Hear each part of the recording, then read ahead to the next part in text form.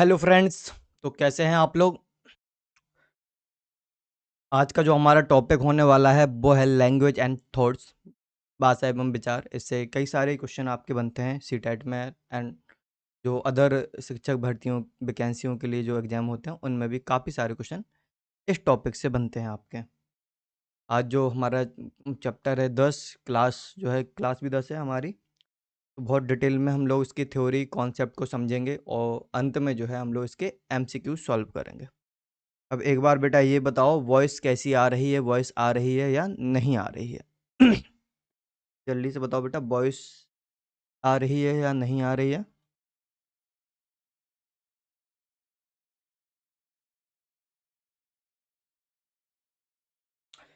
आपसे भी से एक अनुरोध है कि वीडियो चालू जो हमारा टॉपिक स्टार्ट करने से पहले आप लोग वीडियो को लाइक कर देना, जिससे यूट्यूब क्या है बाकी बच्चों के साथ पास भी इस लाइव को भेज सके, जिससे उनकी भी हेल्प हो जाएगी।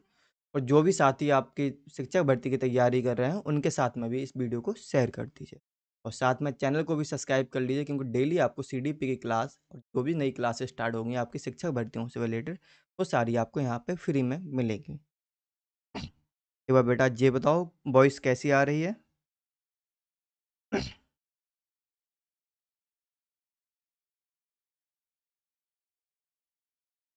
हेलो।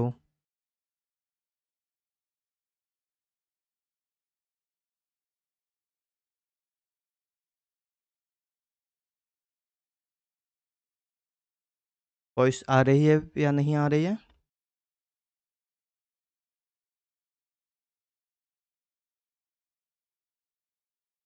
चलिए जल्दी से बेटा सारे लोग आ जाइए।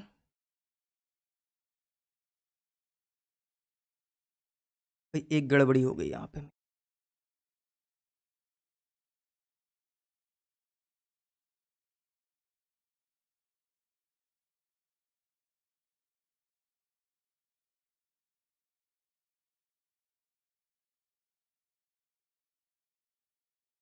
आज जो है वो क्लास 10th है।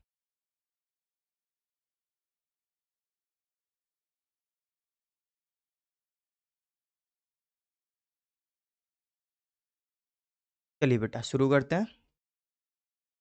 वॉइस एक बार बताना बेटा कैसी आ रही है।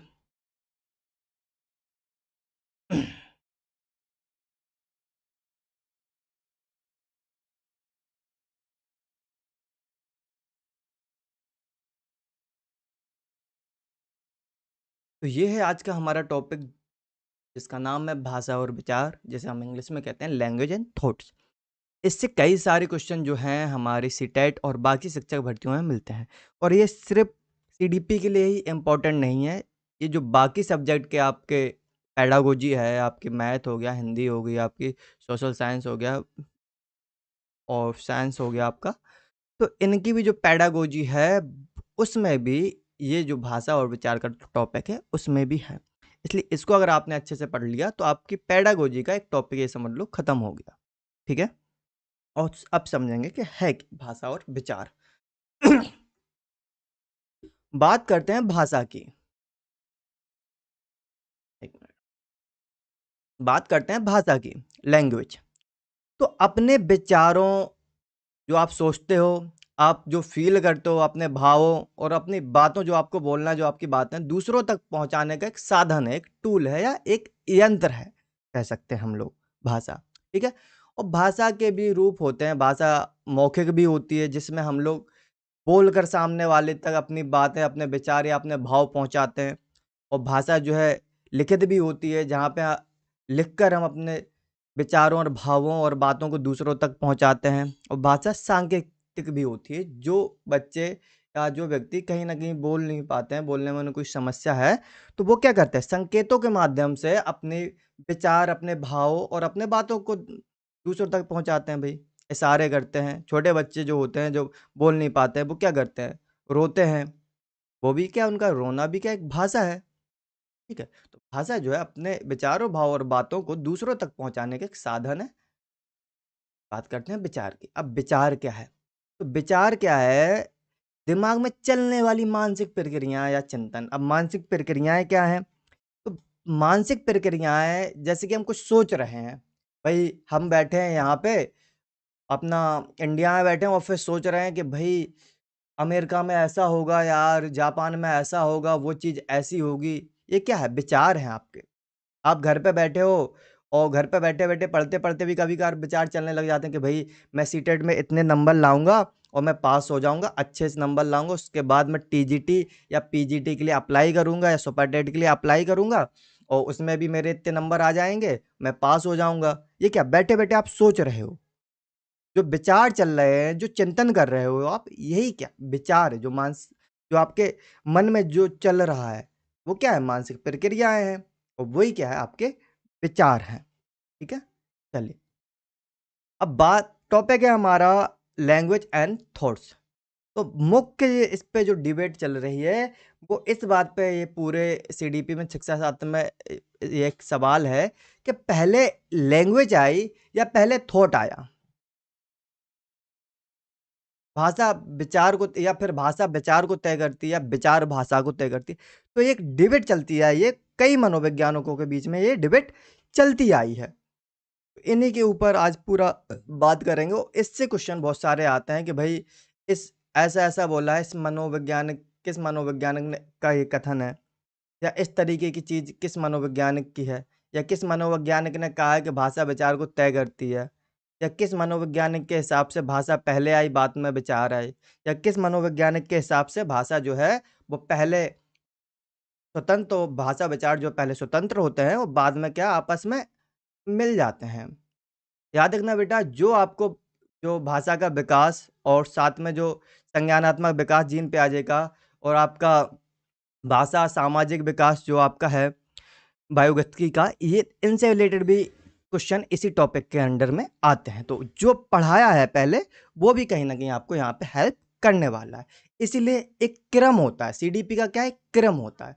क्रम से आप पढ़ोगे तो आपके लिए चीज़ें क्या है? आसान होती जाएँगी। ठीक है? चलिए, अब बात करते हैं भाषा के प्रकार की। तो जैसा कि हमने ऊपर बात करी थी कि भाषा जो है मौखिक भी होती है, जहाँ पे हम बोलकर अपने भाव, विचार, बातों को दूसरों तक पहुँचाते हैं।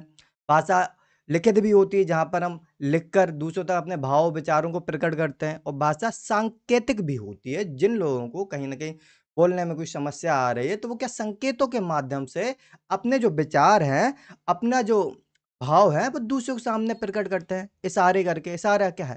सांकेतिक ही तो भाषा का रूप हुआ। अब देखते हैं मौखिक भाषा में। तो मौखिक भाषा जो है बोलकर अपने विचारों को प्रकट करना, जो मुँह से बोल रहे हैं, जैसे मैं अभी आपसे बोल रहा हूँ। तो ये क्या है? मौखिक भाषा का एक रूप है और रूप कौन-सा है? मौखिक भाषा, ओरल लैंग्वेज, ठीक है? उदाहरण जैसे शिक्षक कक्षा में बच्चों को मेरी प्रिय यात्रा विषय पर 2 मिनट बोलने को कहते हैं। जैसे शिक्षक ने कहा कि मेरी प्रिय यात्रा ये एक टॉपिक है कि आपकी जो प्रिय यात्रा है बच्चों को अब इस टॉपिक पर 2 मिनट बोलकर बताओ। तो बच्चे जब इस टॉपिक पे बोलेंगे तो वो क्या है? भाषा का मौखिक रूप हुआ ना जब बोल के वो बताएँगे, ठीक है? बात करते हैं उदाहरण दूसरे की। 2 बच्चे टिफ़िन ब्रेक में आपस में बातें कर रहे हैं। आज तू टिफ़िन में क्या लाया? तो ये क्या? आपस में जो पूछ रहे हैं, बातें कर रहे हैं, ये क्या है? बोलकर ही तो कर रहे हैं, मौखिक रूप से ही तो कर रहे हैं।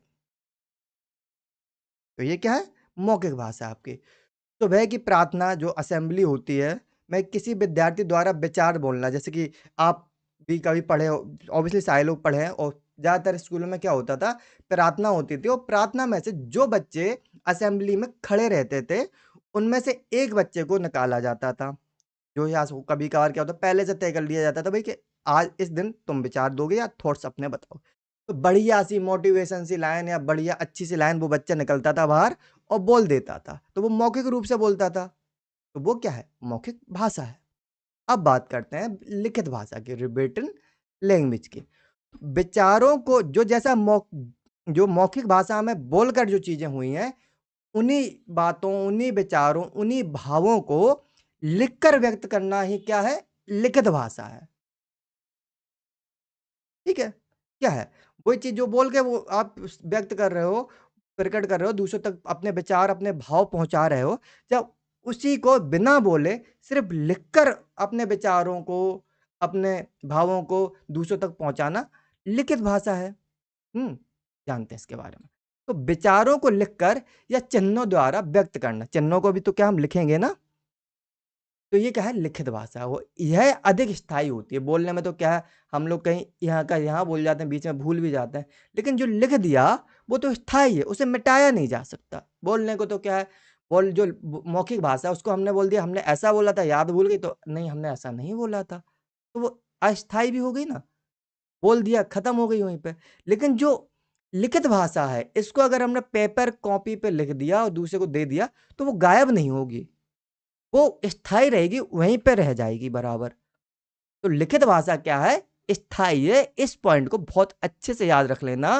कभी कभार एग्जामिनर पूछ लेगा कि कौन सी भाषा अधिक स्थायी है, और उसमें से आपको एक ऑप्शन दे देगा मौखिक भाषा, दूसरा ऑप्शन दे देगा लिखित भाषा, तीसरा ऑप्शन दे देगा सांकेतिक भाषा, और चौथा ऑप्शन दे देगा कोई सा भी एक अपने हिसाब से चिपका देगा। अब उसमें से आपको बताना पड़ेगा। तो अगर आपने पढ़ा है कि लिखित भाषा जो है यह अधिक स्थायी है, आप तुरंत ढूंढ लोगे और उसका आंसर दे दोगे। ठीक है, एग्जाम्पल देखते हैं अभी।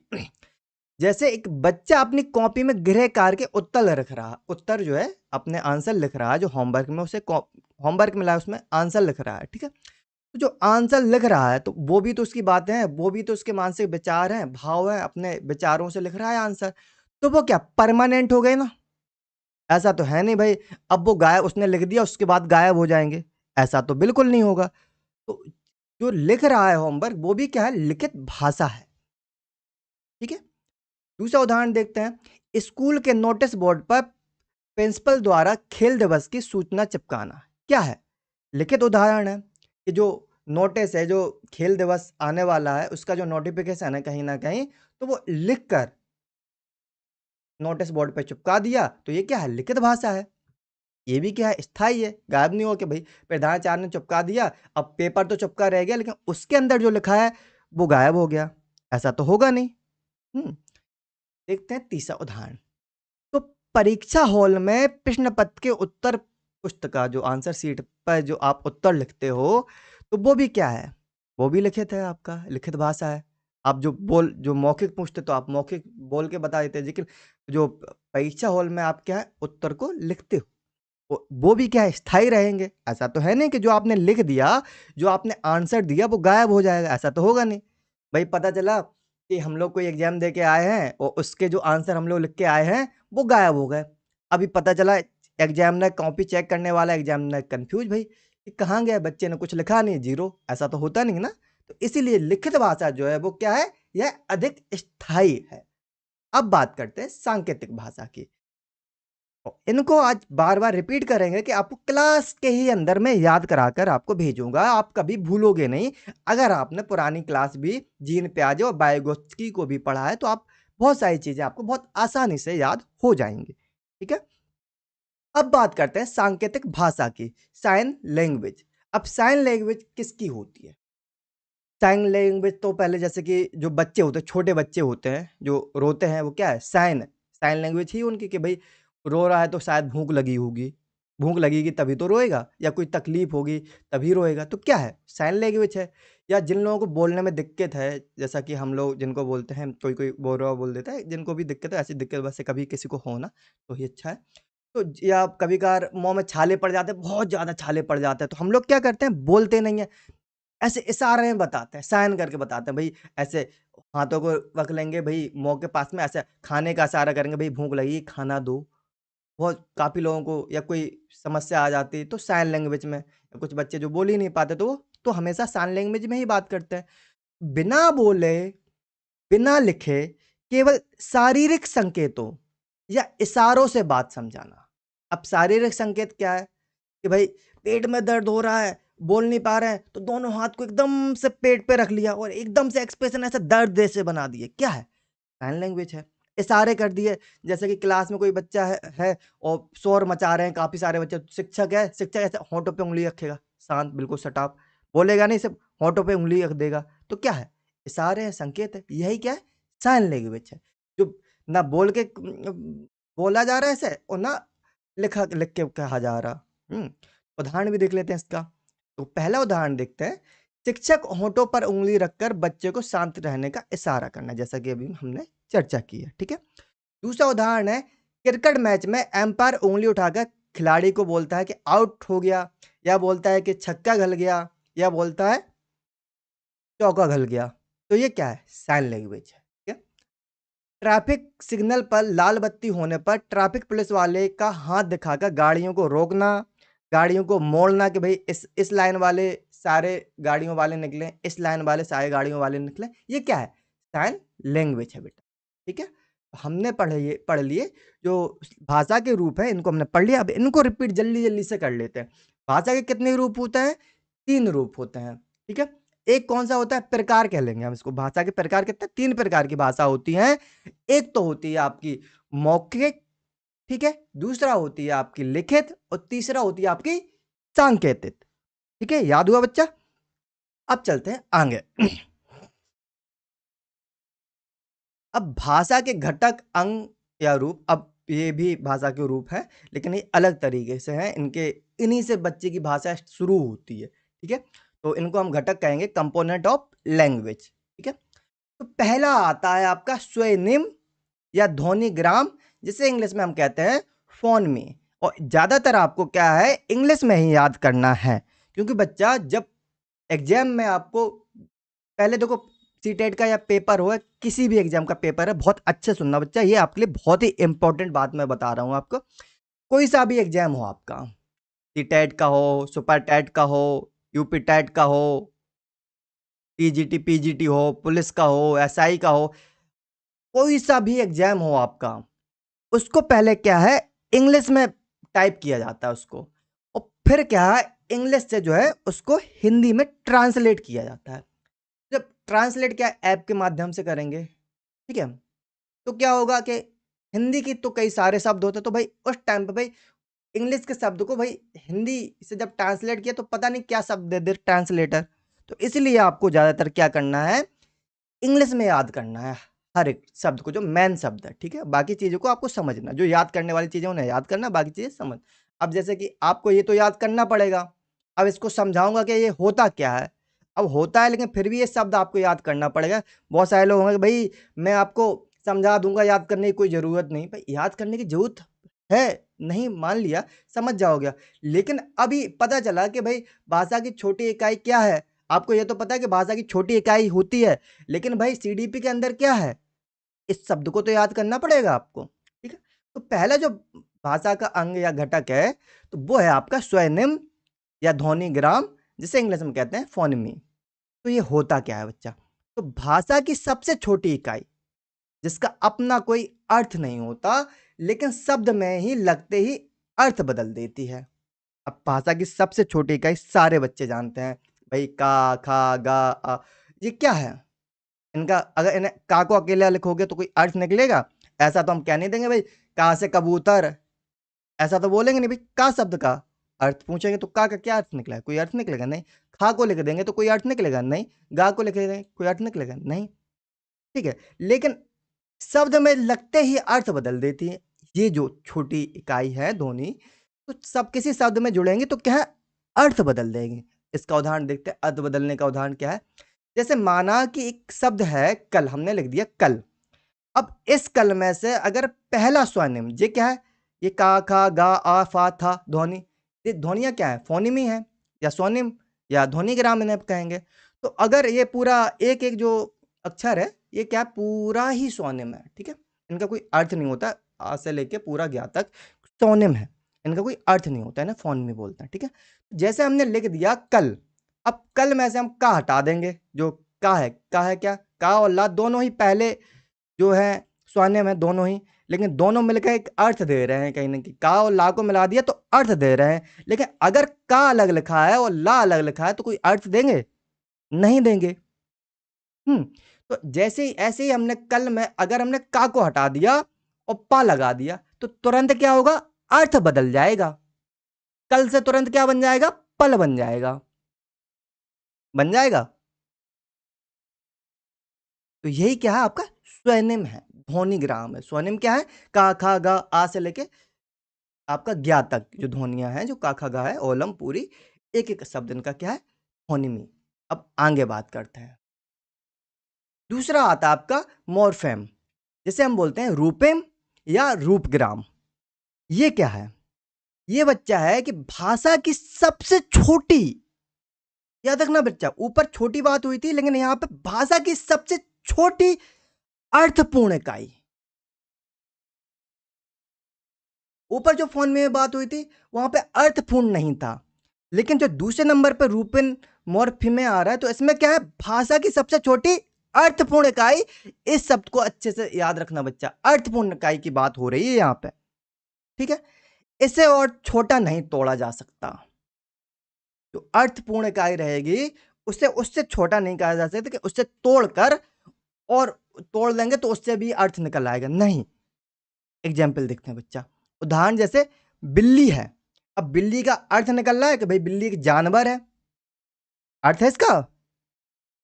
लेकिन अगर हम इसे तोड़ देंगे कि भाई आगे का बा है इसको अलग कर दें तो फिर लिली ऐसा कोई अर्थ निकलेगा, नहीं निकलेगा। आम एक फल है, आ से माँ को अलग कर देंगे तो कोई अर्थ निकलेगा, नहीं निकलेगा। घर वो जगह है जहां पर हम लोग रहते हैं, घा को और रा को अलग कर देंगे तो कोई अर्थ निकलेगा, नहीं निकलेगा। किताब, ऐसे सारे जो शब्द हैं इनका अपना स्वतंत्र अर्थ है। तो ये क्या है, सबसे छोटी अर्थपूर्ण इकाई है। उससे खाली ये नहीं कि भाई बिल्ली, आम, घर, किताब, भाई और भी चीजें हैं, टेबल हो गया, आपका गिलास हो गया। ये क्या है, ये सबसे छोटी इकाइयां हैं जो शब्द बन जाते हैं और उसका अर्थ निकल रहा है, ये सबसे छोटी अर्थपूर्ण इकाई। जो सबसे छोटी अर्थपूर्ण इकाई है इसे कहते हैं मॉर्फीम, रूपिन, ठीक है। अभी इनको दोहराते हुए आज काम करेंगे जिससे याद अच्छे से हो जाएगा। अब उदाहरण देखते हैं दूसरा, जहां पे उपसर्ग और प्रत्यय लगते हैं। जैसे कि माना कि शब्द एक अदृश्य में क्या है, आ है,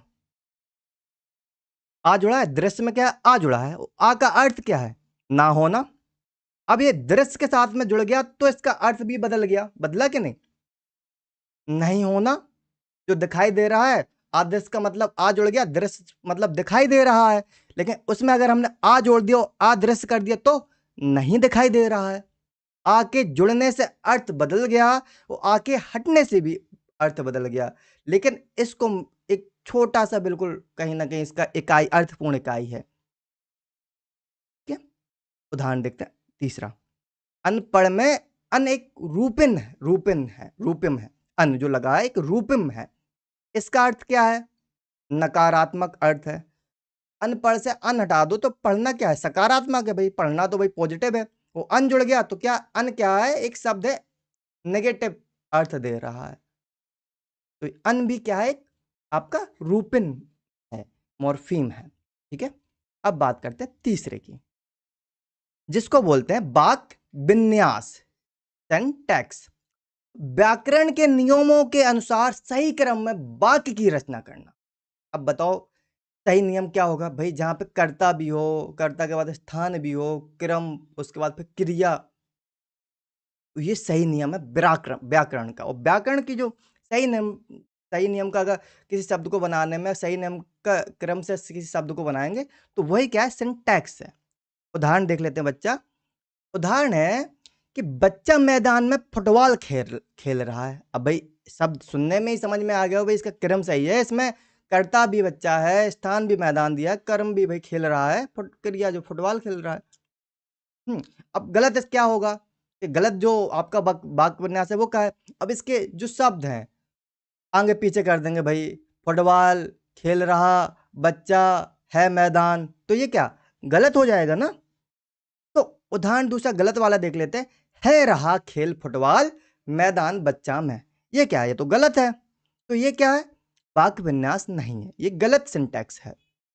अब ये भाषा सुन के आपको है रहा खेल फुटबॉल मैदान बच्चा में, भाई पहले एक नाटक आता था, शायद अभी भी आता होगा, छोटा था तब मैं देखता था, बालवीर करके आता था। तो उसमें जो परियां होती थी और जो वो बालवीर होते थे और छोटे छोटे से और भी कैरेक्टर थे, तो वो इसी तरीके से याद करते थे, एक बार ऐसी तरीके से बात करते थे। आप लोग कमेंट में बताओ, आप लोगों ने देखा है क्या और याद है आपको इस तरीके से।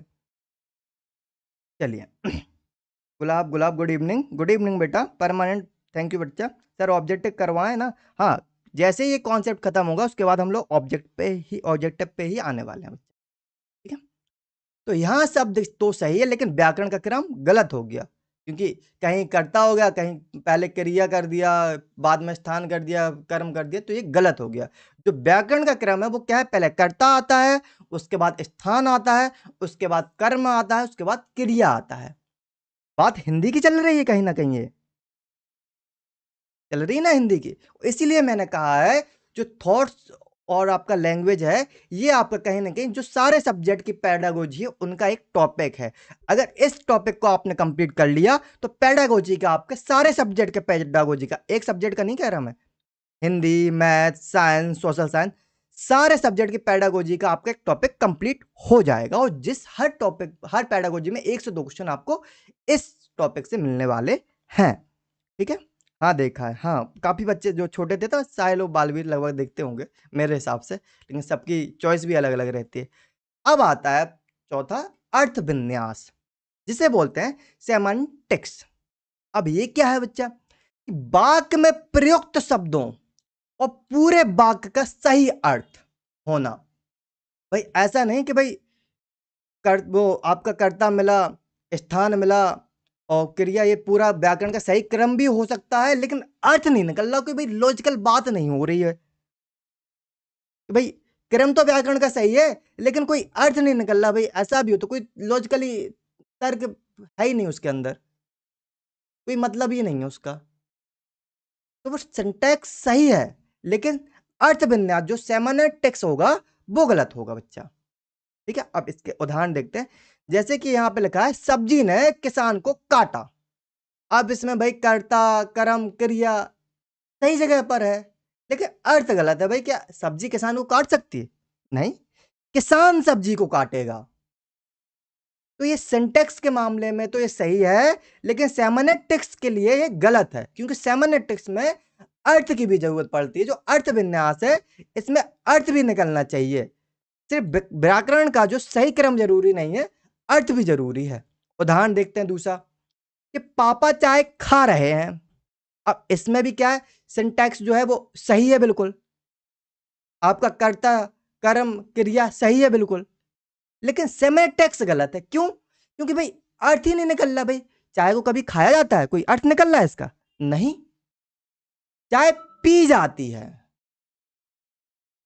अगर यहां पे लिखा होता कि पापा चाय पी रहे हैं, तो सेमेटेक्स भी सही होता और साथ में सिंटैक्स भी सही होता, और अभी क्या है, सिर्फ सिंटैक्स ही सही है। दूसरा उदाहरण देखते हैं, दोनों सही वाला, कि पापा चाय पी रहे हैं। यहां पे क्या सिंटैक्स भी सही है और सेमेटेक्स भी सही है आपका। ठीक है, अब देखते हैं, फिर से रिपीट कर लेते हैं सारे को, कि आपका जो भाषा के जो आपके घटक हैं वो कौन कौन से हैं। फिर से एक बार रिपीट कर लेते हैं। देखो, पहला घटक है आपका फोनमी, जिसे बोलते हैं स्वनिम, इंग्लिश है फोनमी। पहला घटक, इसमें क्या भाषा की सबसे छोटी इकाई आती है जिनका अर्थ नहीं होता। याद रखना, स्वनिम में बात हो रही, अर्थ नहीं होते, जैसे आ से लेके ज्ञा तक आपकी ओलम। ठीक है, दूसरा आपका आएगा मॉर्फिम, रूपिम। ये भाषा की सबसे छोटी इकाई होती है जिसमें अर्थ होता है।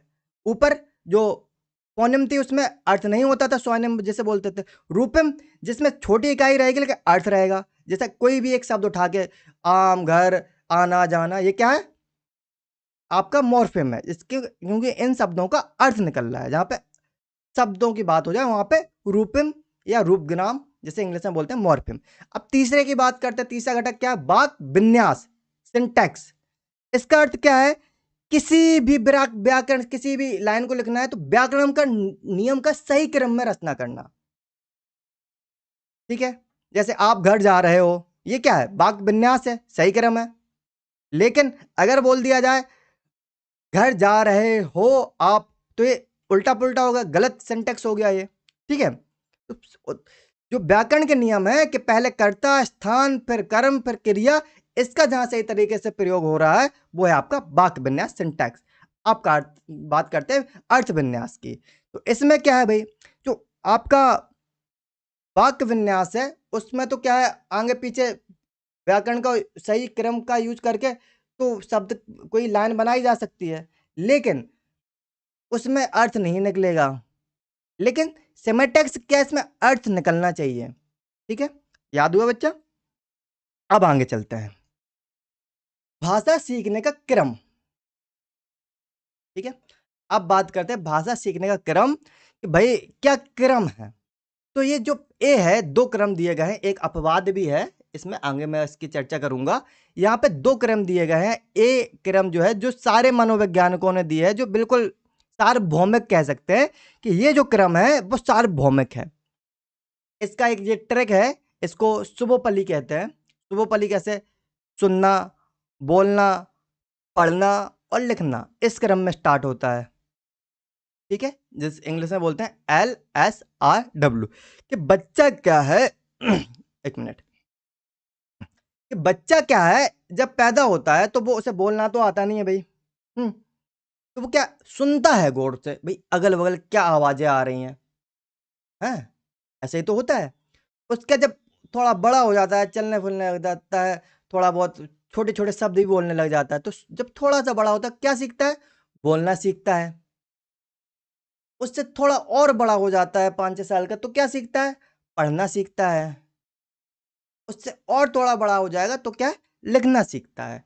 और ये जो क्रम है, सामान्य क्रम जो भाषा सीखने का क्रम है, ये क्या है? सार्वभौमिक है, बाकी सारे मनोवैज्ञानिकों ने दिया है। याद रखना, ये जो क्रम है शुभोपली, इतना याद रख लेना बच्चा, शुभोपली। बस इससे आपको रहेगा याद। ये ट्रिक है शुभोपली। इससे सु से सुनना, वो से बोलना, पा से पढ़ना और ली से लिखना। ठीक है? याद रखना किसने दिया है? सार्वभौमिक है, सारे मनोवैज्ञानिक इसी क्रम को मानते हैं, भाषा सीखने के क्रम को। ठीक है? अब सुनना क्या है? उदाहरण सीधा, पहला सुनना हो गया, जैसे नवजात शिशु है, पैदा हुआ, अब माँ की लोरियां या घर के लोगों की बातें बड़े ध्यान से सुनता है, जैसे कि हमने ऊपर चर्चा की थी। उसके बाद आता है बोलना। उदाहरण जैसे सुनने के बाद बच्चा थोड़ा सा बड़ा हुआ, तो भाई तोतली आवाज में बोलेगा, पा पा पा नी दो दू, ऐसे बोलता है। तो क्या है? सुनने के बाद जब थोड़ा बड़ा हुआ बच्चा, तो क्या है? बोलना सीखा। जब उससे थोड़ा और बड़ा हो जाएगा, तो फिर क्या सीखेगा? पढ़ना। क्या सीखेगा? पढ़ना। उदाहरण जैसे कि अब बच्चा 5 साल का हो गया, स्कूल वो जाएगा। स्कूल में क्या है? बच्चा स्कूल में जाकर बोर्ड पर लिखी टीचर सिखाएगा, तो वो पढ़ना सीखेगा। ये आ छोटा आ है, ये ए है। इनकी आकृतियां देख के क्या है? इन्हें पढ़ेगा। उसके बाद और बड़ा हो जाएगा थोड़ा सा, तो फिर क्या है? पढ़ने के बाद वो लिखना सीखेगा। अंत में जो उसने आ पढ़ा है या ए पढ़ा है, अब उसको लिखेगा। ठीक है? अब बात करते हैं मारिया मोंटेसरी का क्रम। ये भी क्या है? भाषा सीखने का क्रम है। पूछ लेते हैं, तो ऊपर क्या था? सार्वभौमिक, जिसे बोलते थे शुभोपली। ठीक है? सिर्फ एक चेंज हुआ है, बाकी कोई चेंज नहीं हुआ। बस आपको याद रखना है कि जो सार्वभौमिक है, जो सारे मनोवैज्ञानिकों ने दिया है, वो है आपका शुभोपली। लेकिन जो मारिया मोंटेसोरी ने का क्रम है भाषा सीखने का, वो है शुभोलीप। ठीक है? शुभोलीप। अब ये क्या है बच्चा? तो जैसा कि सुनना सारे मनोवैज्ञानिक ने भी दिया है, और साथ में मारिया मोंटेसोरी ने भी यही कहा है कि जब बच्चा नवजात शिशु जब पैदा होता है, वो भी माँ की लोरियां सुनता है, या आसपास लोग बोलते हैं वो सुनता है, तो सबसे पहले वो सुनना सीखता है। भाषा का क्रम यही है। उसका थोड़ा बड़ा होता है तो फिर बोलना सीखता है। लेकिन जहां पे सारे वैज्ञानिक कहते हैं कि पहले बोलने के बाद पहले पढ़ना सीखता है, वहां पे मोंटेसरी बोलते हैं कि बच्चा पहले पढ़ना नहीं सीखता है, पहले लिखना सीखेगा। पहले वो ए को लिखेगा, आकृति बनाएगा, फिर उसको पढ़ेगा कि ये ए है। बस यही एक छोटा सा फर्क है कि लास्ट बाकी सार्वभौमिक में सारे वैज्ञानिकों ने क्या किया है कि पढ़ने को पहले कर दिया, उसके बाद लिखना किया है, और मोंटेसरी ने क्या है? लिखने को पहले कर दिया, बाद पढ़ना किया है। तो सार्वभौमिक क्या है? शुभोपली। याद रखना बच्चा, शुभोपली। भाषा सीखने का क्रम 2 है। ए है आपका शुभोपली, दूसरा है बी आपका मोंटेसरी का शुभोलीप। इस तरीके से बच्चा आप याद कर लेना, बहुत ही आसान ट्रिक है, भूलोगे नहीं आप कभी। एग्जामिनर पूछ लेता है कि मारिया मोंटेसरी के अनुसार भाषा का सही क्रम क्या है, और नीचे कई सारे क्रम आपको दे देगा। अभी आपको क्वेश्चन भी मैं कराऊंगा ऐसे ही। तो वहां पे आपको सिर्फ शुभोलीप और शुभोपली वाला सिस्टम याद रखना है। सार्वभौमिक पूछे, सारे विज्ञान नॉर्मल किसी वैज्ञानिक का नाम ना लिखा जाए, और पूछा जाए कि भाषा सीखने का सही क्रम क्या है, किसी वैज्ञानिक का नाम ना लिखा जाए, जैसे मारिया मोंटेसरी का नाम ना लिखा जाए और किसी का भी लिख दिया जाए, तो आप कहोगे शुभोपली। और नाम लिख दिया जाए कि मारिया मोंटेसरी के अनुसार जो है भाषा सीखने का सही क्रम क्या है, तो शुभोलीप। आपको यही याद रखना है। सुनना, सू से सुनना, बो से बोलना, ली से लिखना और पा से पढ़ना। चलिए, जैसे मॉन्टेसरी का मानना था कि बच्चों की उंगलियों की मांसपेशियां पहले विकसित होती हैं, इसलिए लिखना पढ़ने से आसान है। क्यों? उन्होंने ये बोला कि ये क्रम है, तो क्रम की इन्होंने वजह बताई है कि जो मांसपेशियां हैं वो पहले से विकसित होती हैं। ठीक है? उदाहरण देख लेते हैं कि मॉन्टेसरी ने अपने स्कूल भी खोले हैं, तो उनके जो मॉन्टेसरी स्कूल में बच्चे को पहले रेतीले कागज पर, जो रेतीले कागज है उस पर क्या है, सैंड पेपर पर उंगली से फेर कर अक्षर की बनावट बनवाना। कि भाई एक सैंड पेपर लिया, उस पे क्या है, बच्चे से ए बनवा दिया या छोटा बनवा दिया। पहले बनावट बनवाई और उसके बाद फिर सिखाया जाता है कि भाई ये जो आप तुमने बनाया बच्चा, बेटा ये आपने बनाया, ये क्या है, ए है। इनका ये तरीका था कि पहले लिखाया जाता था, फिर पढ़ाया जाता था। चलिए, अब बात करते हैं, देखो एक बार और रिपीट कर लेते हैं जो भाषा सीखने को क्रम है। तो पहले क्या है आपका शुभोपली और दूसरा क्या है आपका शुभोलीप। शुभोपली है आपका सार्वभौमिक, जो सारे मनोवैज्ञानिकों ने दिया है भाषा सीखने का विकास जो क्रम है। और शुभोलीप क्या है, ये सिर्फ आपके मॉन्टेसरी ने दिया है। ठीक है, अब भाषा की विकास की चरण जो स्टेजेज है, स्टेजेज ऑफ लैंग्वेज डेवलपमेंट, इनके बारे में जानते हैं भाई कि कब बच्चा कितने सी उम्र में क्या बोलना सीखता है, क्या उसकी भाषा होती है। ठीक है, जब बच्चा जन्म लेता है, पहला है आपका कृदन, क्राइंग, सीधा याद रखो, क्राइंग, रोना या कृदन। तो जब बच्चा जन्म लेता है उसे कौन सी भाषा आती है, यही भाषा है उसकी, सांकेतिक भाषा है ये उसकी, कि वो रो रहा है। ये कब होता है, जब जन्म लेता है तभी ये भाषा उसे आती ही है। नवजात शिशु को जब भूख लगती है या गीलापन महसूस होता है या दर्द होता है तो वह केवल रोकर अपनी बात बताता है। जन्म से ही उसे ये भाषा आती है। उसके बाद जब शिशु जो है वो 6 हफ्ता या 1.5 महीने के आसपास हो जाता है, आपने भी देखा होगा, तो बच्चा क्या सोता है, तो बच्चा सोता है या लेटे-लेटे आराम से गूंजने वाली आवाज़ें निकालता है, ऐसे ऐसे ऐसे इस तरीके की वॉइस निकालता है। आप सभी ने सुना होगा भाई, कोई ना कोई आप लोगों में से भाई सभी के यहाँ पे बच्चों को सभी ने देखा होगा, कभी हुए होंगे, देखा होगा भाई, तो ये तो सभी को मालूम होगा। तो पहले जन्म से क्या होता है, उसे रोना आता है। भाषा का विकास का चरण क्या है, पहले रोना, उसके बाद कूक खाना, कूक लगाना। वो कब होता है, 1.5 महीने के आसपास, 6 हफ्ते के आसपास।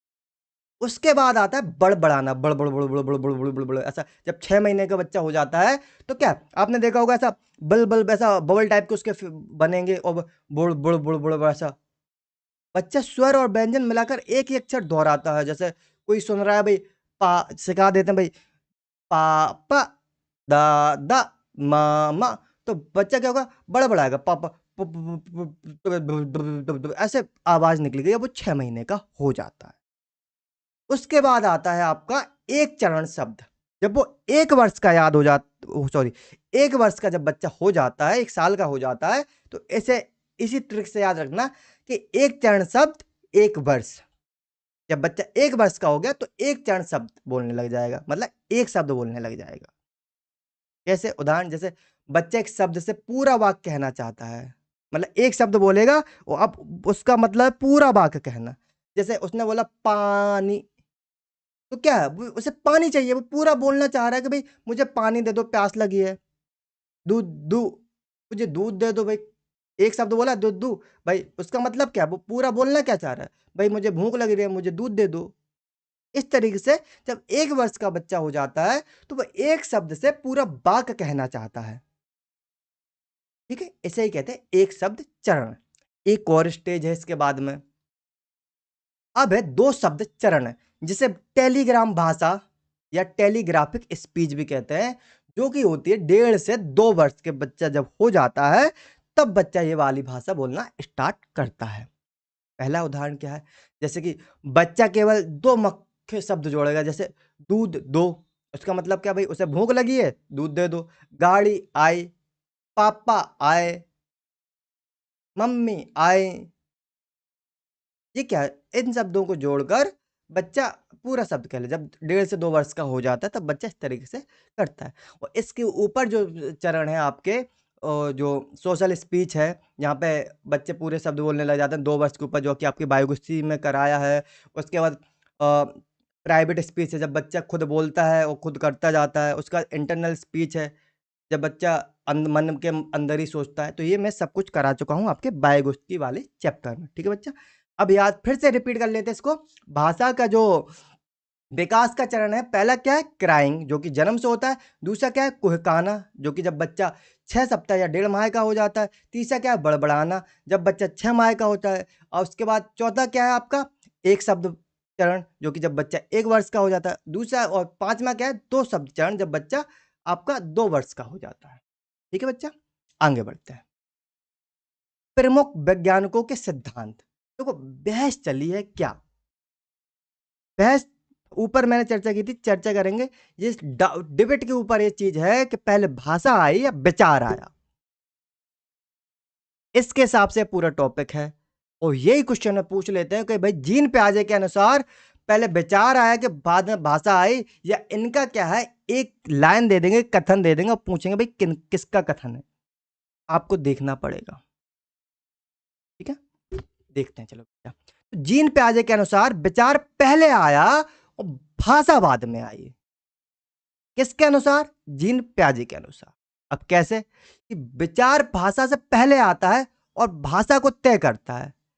जीन प्याजे कहते हैं कि बच्चे के मन में कोई भी चीज है, पहले आई, अब फिर जो जो चीज मन में आई है, फिर बाद में वो उसे अपने भाषा, सांकेतिक या मौखिक या लिखित भाषा के रूप में जाहिर करेगा।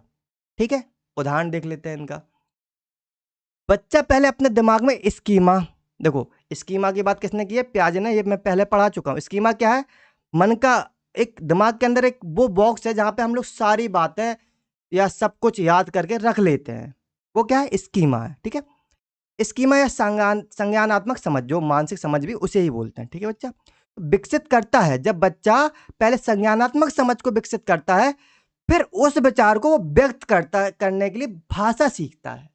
कि भाई उसके मन में कोई चीज आई है कि भाई ये ये खाना बड़ा स्वादिष्ट है, तो वो पहले विचार बनाएगा, उसके बाद वो कहेगा भाई ये खाना बड़ा स्वादिष्ट है। ऐसा किसके अनुसार है, प्याजे के अनुसार है।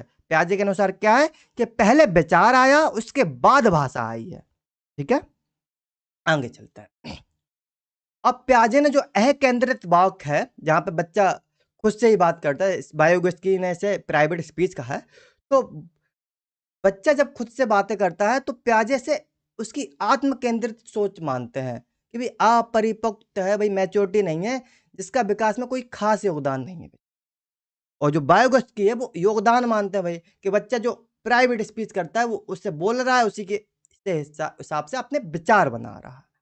तो जो ये क्वेश्चन आ जाता है कि केंद्रित जो बॉक है, किसने इसे बिल्कुल भी अहमियत नहीं दी है, तो कौन है, जीन प्याजे हैं, जिन्होंने प्राइवेट स्पीच या ईगो सेंटर स्पीच को कोई भी अहमियत नहीं दी है। ठीक है, चलिए इनका एक कथन भी आ जाता है कि दे देगा आपको, विचार न केवल भाषा को निर्धारित करता है बल्कि उसे आगे भी बढ़ाता है। कथन प्याजे का है। अब ऐसे तो आप याद करोगे तो भाई गड़बड़ हो जाएगा, नहीं कर पाओगे आप कथन को याद। लेकिन ऐसे देखो भाई, विचार ना केवल भाषा को निर्धारित करता है, मतलब विचार पहले आया तभी तो भाषा निर्धारित हुई, बल्कि उसे आगे भी बढ़ाता है। अब यही समझ लेना कि जहां पे विचार पहले आ गया और बाद में भाषा की बात हो रही है, तो ये कथन जीन प्याजे का है। उदाहरण देख लेते हैं कि बच्चा पहले एक गोल गेंद उछालने वाली चीज जो है, गेंद को ऊपर मानसिक समीप में अपने दिमाग में बना लेता है कि भाई गेंद जो है ऊपर जो उछाली जाती है, वो गेंद इस तरीके की गोल होती है, रेड होती है, ग्रीन होती है, हल्की होती है, भारी होती है, इस तरीके से छवि को बना लेगा। बाद में फिर वो कहेगा, जब माता पिता कहते हैं यह बॉल है, तब वह उस विचार को बॉल शब्द से जोड़ता है कि अच्छा हाँ, ऐसा मैंने जो छवि बनाई थी, ये बॉल है। अब बात करते हैं लेव बायोगोत्स्की की। तो इन्होंने कहा है कि भाषा और विचार दोनों ही एक जैसे है ना, दोनों ही साथ में चलते हैं और इनका आगे चल के विलय भी हो जाता है, मिक्स भी हो जाता है। तो शुरुआत में क्या है, इनके अनुसार, लेव बायोगोत्स्की के अनुसार, जो मैंने लेव बायोगोत्स्की का जो टॉपिक कराया था उसमें भी मैंने बताया था कि शुरुआत में जो इनका रहता है 2 साल तक के, तो विचार और भाषा स्वतंत्र होते हैं, बाद में जुड़ते हैं, 2 साल के बाद जुड़ते हैं। अब स्वतंत्र कैसे होते, क्या बताया था बच्चा मैंने, कि बच्चा क्या है, सोचेगा कुछ और और बोलेगा कुछ और। ये क्या है? एक दूसरे से स्वतंत्र है ना। उसके जो बोल रहा है उसके विचार से मेल नहीं खाएगा, और जो उसका विचार है उसके बोलने से मेल नहीं खाएगा। तो इसलिए शुरुआत में जो भाषा और विचार वायोगस्की के अनुसार स्वतंत्र होते हैं, जो कि जन्म से 2 वर्ष तक भाषा और विचार अलग-अलग राहों पर चलते हैं। ठीक है? जन्म से लेकर 2 वर्ष तक बच्चा क्या है, उस बोलेगा कुछ और मन में उसके चल रहा होगा कुछ और। ठीक है? बात करते हैं अब 3 वर्ष की उम्र के आसपास दोनों आपस में मिल जाते हैं। और यहीं से शुरुआत होती है प्राइवेट स्पीच की। 3 से लेके कितने वर्ष तक बताया था बच्चा वायोगस्की का? Private speech. तो सोशल स्पीच है वो जन्म से 2 वर्ष तक या 3 वर्ष तक, और जो प्राइवेट स्पीच है वो 3 वर्ष से 7 वर्ष तक बताई थी बच्चा, जाके पढ़ लेना जिन बच्चों ने अभी पुराना टॉपिक नहीं पढ़ा है तो, ठीक है? तो 3 वर्ष की उम्र के आसपास दोनों आपस में मिल जाते हैं और एक दूसरे को प्रभावित करते हैं। अब कैसे प्रभावित करते हैं बच्चों?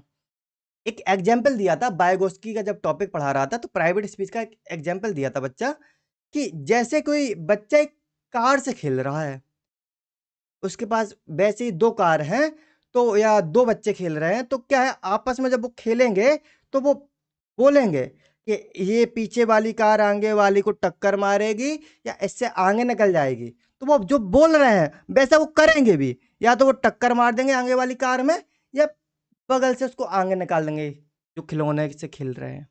तो यही क्या है, आपस में दोनों विचार और जो भाषा है आपस में मिल गई, क्योंकि जो उन्होंने बोला वो किया भी। चलिए आगे देखते। वाइगोत्स्की मानते हैं कि भाषा संज्ञानात्मक विकास का सबसे बड़ा साधन है, टूल है, यंत्र है। ये शब्द पूछ लेते हैं कभी कभार कि भाई भाषा वाइगोत्स्की के अनुसार क्या है, तो एक साधन है। अब संज्ञानात्मक विकास क्या है? मानसिक विकास। हम जो बोलते हैं उसी हिसाब से हम सोचते हैं, इससे क्या है हमारा मानसिक विकास होता है। ठीक है? और इन्होंने प्राइवेट स्पीच की जो बात करी है, यही बच्चा खुद से बातें करके अपने व्यवहार को उसी हिसाब से निर्देशित करता है। कि बच्चे ने कहा भाई गाड़ी जो है वो इस गाड़ी से आगे निकल जाएगी, और वो खिलौने वाली गाड़ी की बात कर रहा हूँ ना, आप असली सोच लो। ठीक है? खिलौने वाली गाड़ी, एक हाथ में दूसरी गाड़ी है, एक हाथ में दूसरी गाड़ी है, एक गाड़ी को वो आगे कर रहा है, दूसरे हाथ से दूसरी गाड़ी को वो पीछे चला रहा है। वो कहेगा कि ये वाली गाड़ी जो है वो आगे वाली गाड़ी से आगे निकल जाएगी, तो वो बोलेगा भी और ऐसा करेगा भी। ठीक है? अब इसको याद रखना बच्चा, कि भाषा जो है संज्ञानात्मक विकास को सुगम बनाती है, मानसिक विकास को क्या है, सुगम बनाती है, अच्छा बनाती है। याद कर लेना बच्चा, काम आएगा ये। सीधा ऐसी कथन आपसे एग्जामिनर पूछ लेगा कि भाषा संज्ञानात्मक विकास को, और डैश दे देंगे, और नीचे भाई पीछे करती है, अच्छा करती है, मिक्स है या सुगम बनाती है, ऐसे दे देंगे एग्जामिनर। आप कंफ्यूज हो जाओगे बच्चा। तो याद कर लेना बच्चा इसको। भाषा जो है वाइगोत्स्की के अनुसार भाषा संज्ञानात्मक विकास को क्या है, सुगम बनाती है। ठीक है? आगे चलते हैं। अब बात करते हैं नोम चॉम्स्की की। इनके अनुसार जो भाषा है, याद रखना यही चॉम्स्की है, इनके अनुसार जो भाषा है वो क्या है, एक जन्मजात क्षमता है। लेड करके ये इनका मानना है, लेड करके फुल लेड करके एक यंत्र होता है जिससे बच्चा भाषा सीखता है। इनके पॉइंट देख लेते हैं।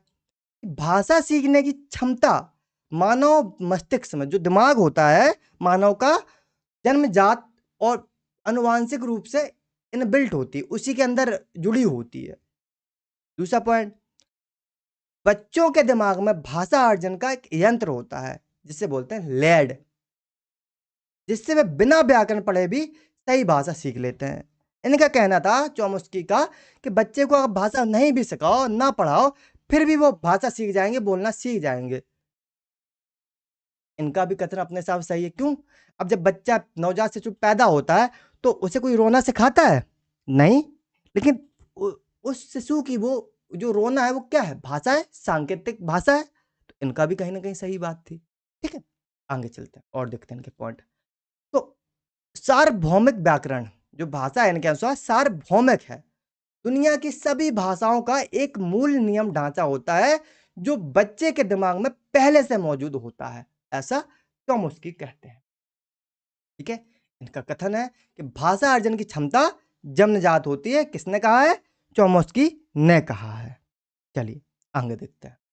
उदाहरण है एक 3 साल का बच्चा जिसने कभी भी व्याकरण या किताब नहीं पढ़ी, वह भी सही वाक्य बोल लेता है कि भाई मुझे खिलौना चाहिए, मुझे पानी चाहिए, मुझे बाहर घुमाओ, मुझे गोद में ले लो। तो क्या है चौमुस्की के अनुसार कि भाई किताब तो पढ़ी नहीं है भाई, उसे ये तो पता नहीं कि कर्ता कब आएगा, क्रिया कब आएगी और जगह कब होगा, कर्म क्या होगा, लेकिन फिर भी वो सही वाक्य बोलना सीख जाता है। तो इसीलिए जो चौमुस्की के अनुसार जो है भाषा जन्मजात क्षमता है। चलिए आगे चलते हैं। अब बात करते हैं बेंजामिन ली वार्फ की। इन्होंने कहा है कि भाषाई सापेक्षा का इन्होंने सिद्धांत दिया है कि भाषा विचार को तय करती है। ठीक है, ये क्या है, प्याजे के उल्टे हो गए। प्याजे के अनुसार विचार भाषा को तय करता है, यहाँ पे भाषा विचार को तय करती है। इसे लिंग्विस्टिक डिटर्मिनिस्ट भाषाई निर्धारणवाद भी कहते हैं। क्या कहते हैं? भाषाई निर्धारणवाद भी कहते हैं। तो क्वेश्चन आपको दे दिया जाएगा कि वर्ब के भाषाई सापेक्षता को क्या कहते हैं, और कई सारे ऑप्शन दे दिए जाएंगे, उस ऑप्शन में भी लिखा होगा भाषाई निर्धारणवाद। ठीक है बच्चा, नेक्स्ट पॉइंट देखते हैं। तो वर्ब के अनुसार हम जैसी भाषा बोलते हैं, हमारी सोच और दुनिया को देखने का नजरिया भी वैसा ही बन जाता है। क्या है इनका मतलब कि भाई हम जैसा बोल रहे हैं भाई, हम गलत बोलते हैं तो भाई हमारा नजरिया भाई दुनिया को देखने का गलत होगा। हम अच्छा बोल रहे हैं तो हमारा नजरिया भाई अच्छा होगा दुनिया को देखने का। कथन इनका देख लो कि हमारी भाषा हमारी सोच को नियंत्रित और सीमित करती है। हम अगर सही बोलेंगे तो हमारी सोच अच्छी होगी, हम गलत बोलेंगे तो हमारी सोच गलत होगी। हम भाषा के हिसाब से अपनी सोच को नियंत्रित कर सकते हैं, एक उसका दायरा तय कर सकते हैं। ठीक है, अब मुख्य बिंदु देख लेते हैं, सीधा सीधा पूछ लेते हैं जिससे आपको याद रहेगा अच्छे से कि प्याजे के अनुसार क्या है, विचार पहले आया और भाषा बाद में आया। मूल मंत्र के पहले विचार आएगा फिर भाषा आएगा। किसके अनुसार? प्याजे के अनुसार। वाइगोत्स्की के अनुसार पहले भाषा उसके बाद विचार, और भाषा विचार को गाइड करती है, आपस में भी रहती है, दोनों साथ में चलते हैं, लेकिन फिर भी भाषा पहले आती है उसके बाद विचार आता है। और 3 साल की उम्र में भाषा और विचार दोनों इनके एक दूसरे में विलय हो जाते हैं, मिक्स हो जाते हैं। चॉम्स्की के अनुसार क्या है, भाषा जन्मजात क्षमता है। इनके अनुसार एक मस्तिष्क में एक टूल होता है, उसी टूल के अनुसार बच्चा सीख जाता है। उसे चाहे भले ही व्याकरण का ज्ञान, उसने व्याकरण की भारी भारी किताबें पढ़ी हो या ना पढ़ी हो, फिर भी वो सही शब्द बोलना या सही वाक्य बोलना सीख जाता है। ठीक है, अब बात करते हैं वर्ब की। तो वर्ब के अनुसार जो भाषा है वो पहले आई है और विचार जो है वो बाद में आया है। वर्ब और वाइगोत्स्की का एक जैसा है, लेकिन इनका कहीं ना कहीं वाइगोत्स्की का विलय हो जाता है आगे चल के। और वर्ब का क्या है, पहले भाषा उसके बाद विचार। भाषा ही क्या है वर्ब के अनुसार कि विचार को, सोच को निर्माण करती है, इसकी सीमा तय करती है। सही गलत भी सोच को भाषा ही करती है। चलिए अब बात करते हैं क्वेश्चन की। बच्चा क्वेश्चन, यही वो क्वेश्चन है जो आपके सीटेट में अभी तक पूछे गए हैं।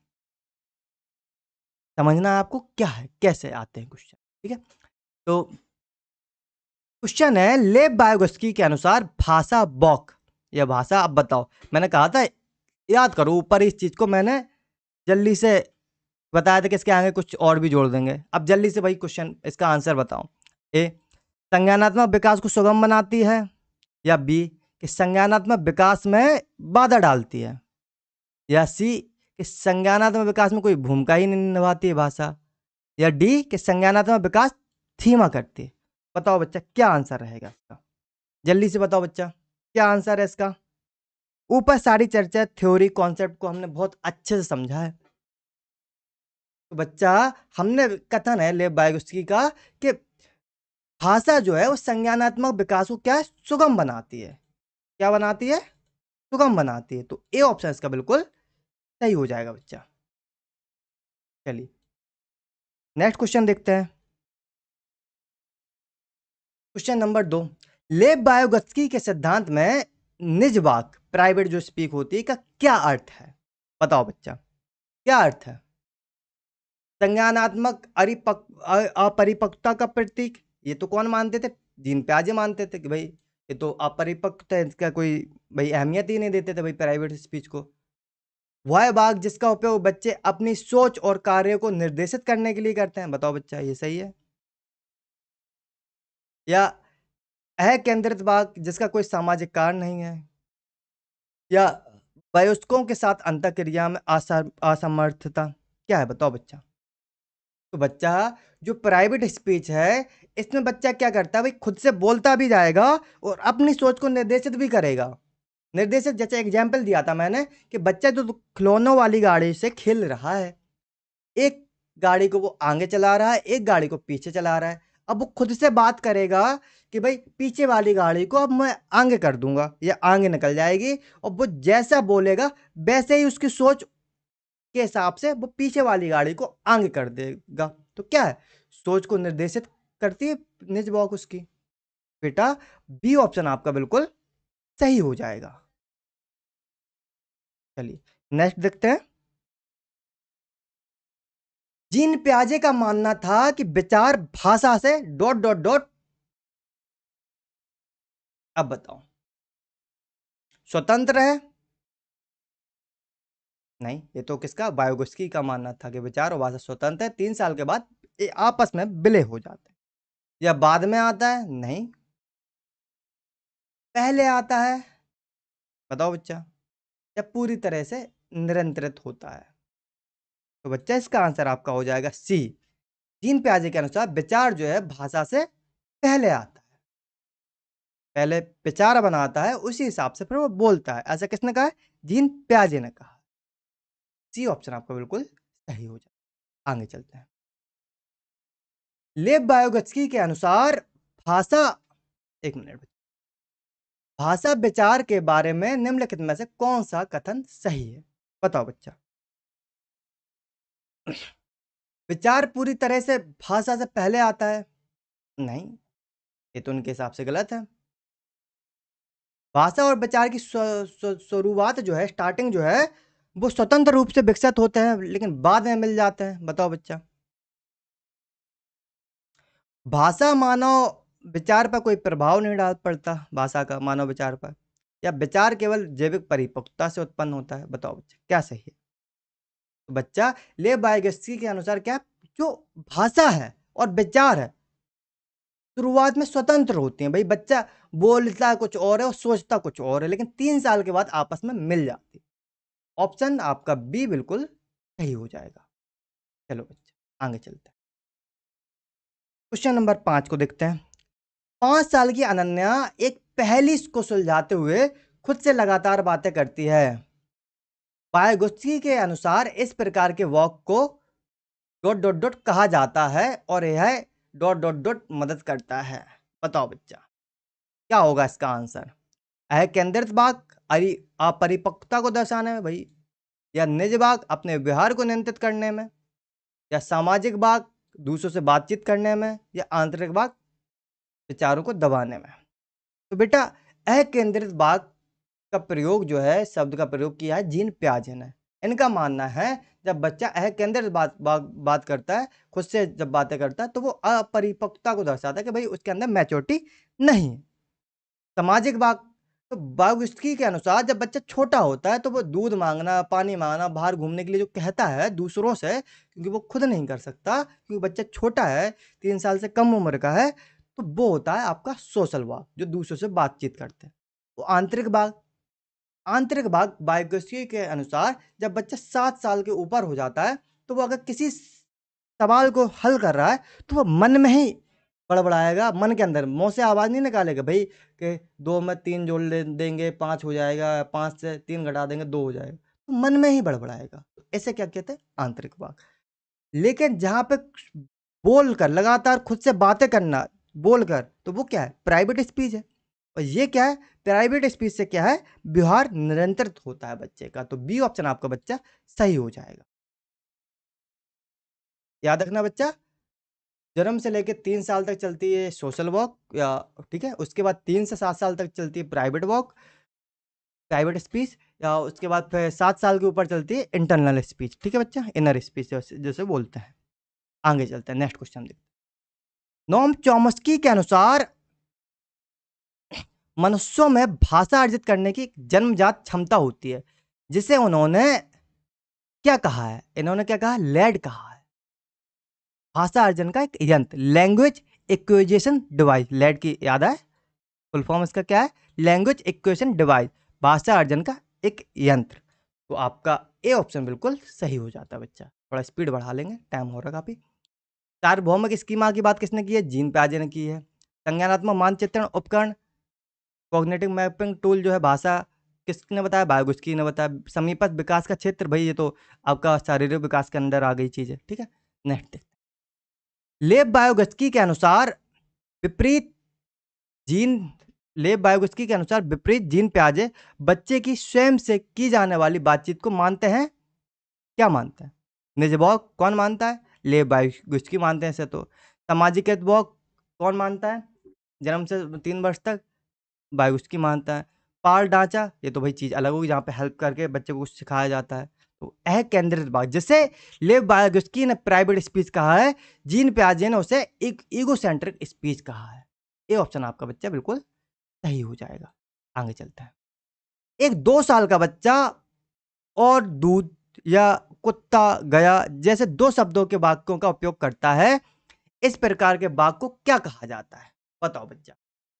इसकी हमने बात करी थी टेलीग्राफिक स्पीच, तार भाषा, जहाँ पे टेलीग्राम में अमेंडमेंट, जहाँ पे बच्चा जब 2 वर्ष का हो जाता है, 1.5 से 2 वर्ष का, तब 2 शब्दों का यूज़ करने लग जाता है। बड़बड़ाना क्या है?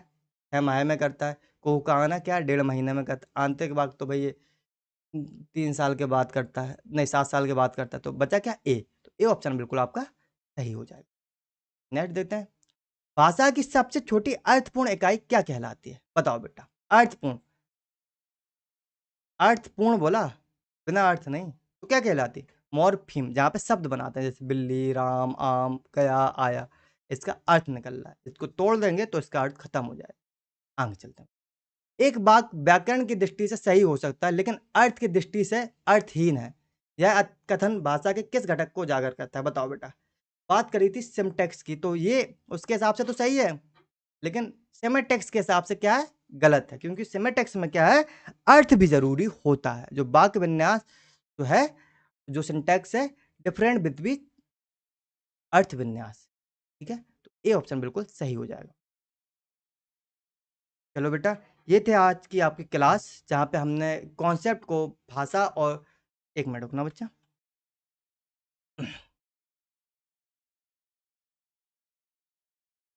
तो इसको हमने बहुत अच्छे से समझा, कॉन्सेप्ट भाषा और लैंग्वेज, जो विचार और भाषा का जो कॉन्सेप्ट है, उसे बहुत अच्छे से समझ लिया। एमसीक्यू कैसे आते हैं ये भी हमने देख लिया। अगर वीडियो बच्चा अच्छी लगी हो तो वीडियो को लाइक कर देना, चैनल को सब्सक्राइब कर लेना और दोस्तों के साथ में शेयर कर दें। मिलते हैं कल नए टॉपिक के साथ।